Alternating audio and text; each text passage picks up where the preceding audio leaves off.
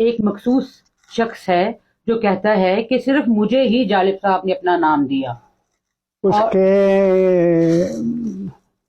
طاہرہ یہ میں یہ سمجھتا ہوں کہ آپ نے یہ بھی کہا کہ جالب نے بچوں کو زیادہ نہیں پڑھایا. جی کیا جالب نے کوئی پی ایچ ڈی کی ہوئی تھی؟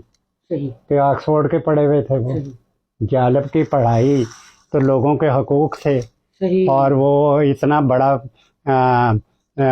انقلابی شاعر تھا کہ جتنی دنیا کی پڑھائی لوگ کر لیں تو انقلابی شاعر کو پی ایچ ڈی کوئی آکسفورڈ کا پڑھا ہوا کوئی وہ کر سکتا ہے کہ انقلابی شاعری. اس لیے حبیب جالب بے پناہ پڑھا لکھا انسان تھا اور اس نے آگے اپنا نام کوئی دیتا نہیں ہے. کوئی نام طاہرہ آپ بات میری غور سے سنیں. جی جی یہ سوال بے بنیاد ہے. صحیح ہے. کہ جالب نے اپنا نام تو نہیں کسی کو دینا. جی نام تو بندہ اولاد میں سے نام خود لیتا ہے. صحیح. خود کیسے لے گا؟ جد و جہد کر کے صحیح. جالب کی کہ جالب صاحب نے یہ جد و جہد کی لوگوں کے لیے غریبوں کے لیے یہ کچھ کیا.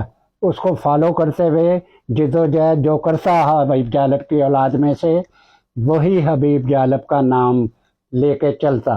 اور اسی کی اولاد میں سے تو ضروری نہیں ہوتا کہ جی لڑکا پوتا. میں کہتا ہوں پوتی پوتا ایک برابر ہے. اب پوتا نہیں کسی نے جد و جہد کی حبیب جالب کی. اور اگر پوتی کر رہی ہے معافی چاہتا ہوں میں، اگر حبیب جالب کے بیٹے کسی نے حبیب جالب بننے کی کوشش نہیں کی، اگر اس کی بیٹی حبیب جالب بن گئی ہے، یہ نہیں کوشش کر رہی ہے، وہ حبیب جالب بن گئی ہے، اب اسے جس کا نام طاہرہ ہے وہ بھی حبیب جالب کی بیٹی ہے. میں نے کبھی پوچھا کہ کتنی تعلیم ہے تمہاری؟ تعلیم ہے تو تم یہ کچھ کر رہی ہو. اس لیے میں یہ سمجھتا ہوں کہ حبیب جالب کا نام اس نے نہیں دیا، جالب نے نہیں دیا، اور طاہرہ نے اس کا نام خود لیا جد و جہد کرتے ہوئے. جد و جہد کی، محنت کی. آپ ٹیکسی چلا کے پیسے کماتی ہیں، جا کے سارے جالب کے بچوں کو پالتی ہیں. اس لیے میں یہ کہنا نہیں چاہ رہا تھا. جو کچھ جالب نے غریبوں کے لیے کیا اور آپ بھی غریبوں کے لیے کر رہی ہیں. اور آپ کو جگہ جگہ اگر حبیب جالب کو بلاتے تھے کہ آؤ آ کے کلام پڑھیں، آپ کو بلاتے ہیں کہ آؤ آ کر تقریر بھی کرو اور حبیب جالب کا کلام بھی پڑھو. اس لیے میں یہ سمجھتا ہوں کہ حبیب جالب اپنی اولاد میں ایک